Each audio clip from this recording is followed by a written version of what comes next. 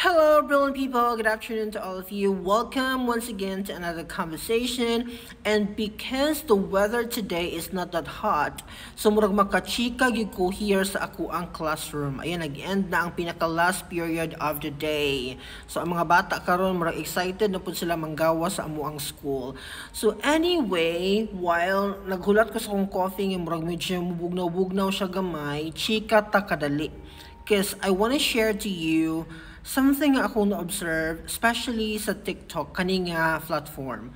Kay daghan kaayo diri ang ga-talk about salary. Kanang sweldo ba nato as an OFW, for example.